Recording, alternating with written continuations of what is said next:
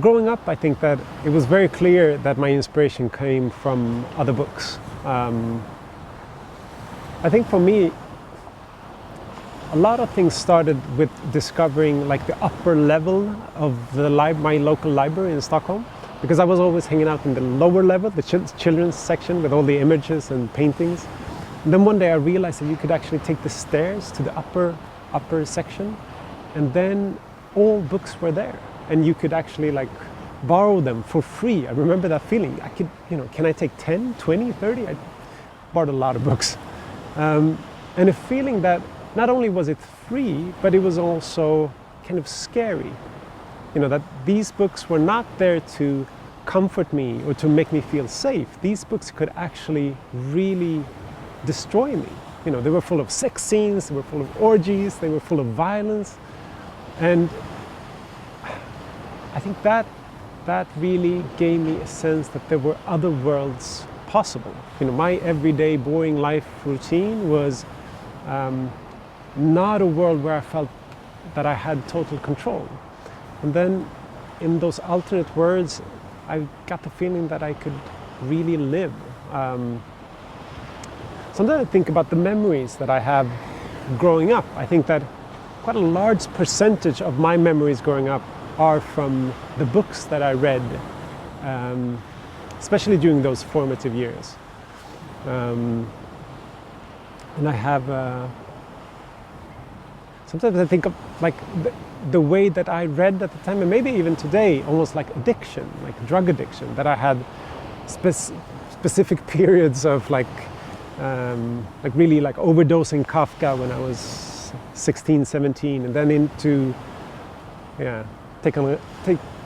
injecting a lot of Faulkner when I was in my 20s, and then discovering Duras and later on. And then all of those writers kind of, I think at some point I've tried to be all of them, and failed, luckily.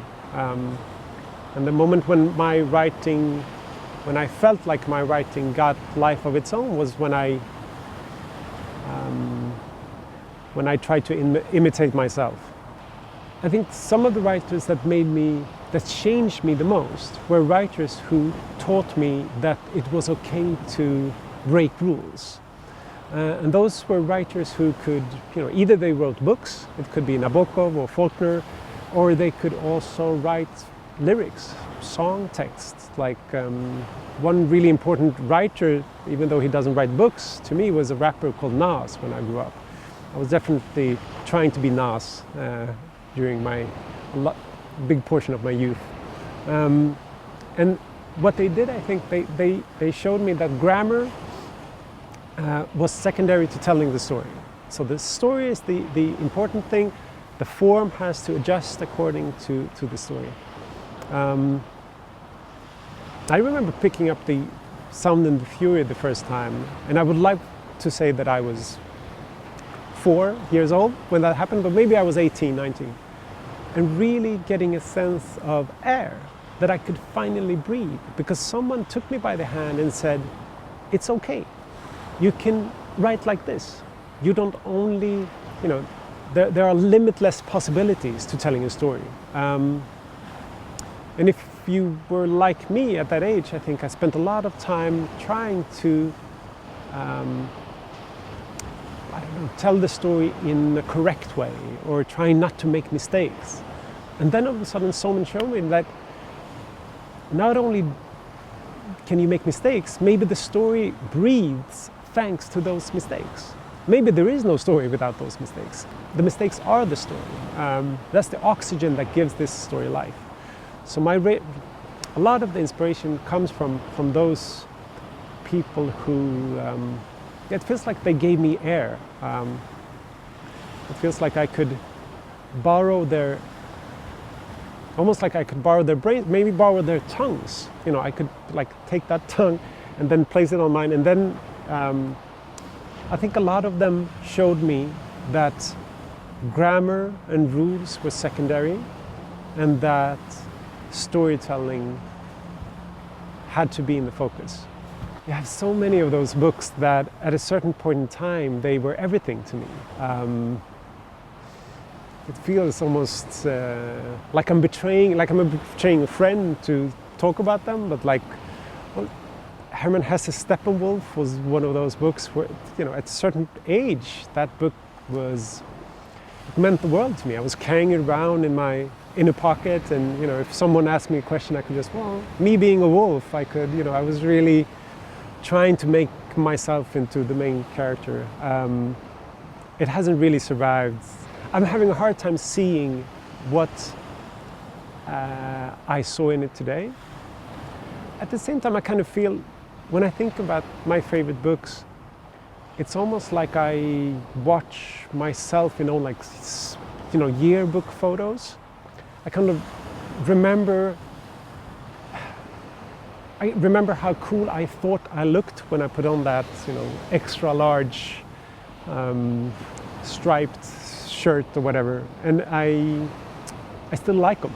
You know, it's like you see old versions of yourself that you're kind of ashamed of, but still kind of accept. You know.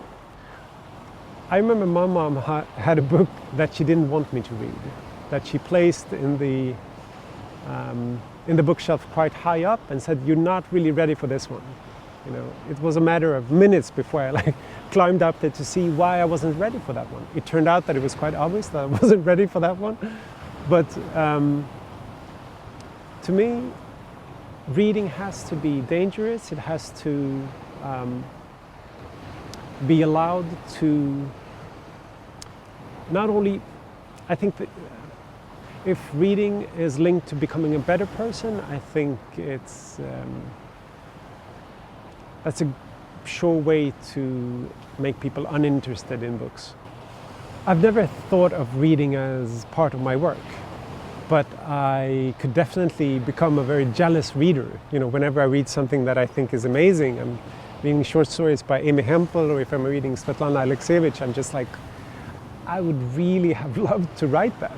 You know, it creates a sense of, you know, I got to get back to my desk and, yeah, practice. But it's never been linked to work. It's always been a joy, and I quickly realize if I'm not reading, if I don't get my daily dose, I'm not a very happy person. Maybe the key to get people to read is not making it into like medication or a vaccine. You know, doesn't cure you from doesn't make you into a better person. It won't cure you from, you know, stupidity or anything. It can make you into a complete idiot if you choose that path.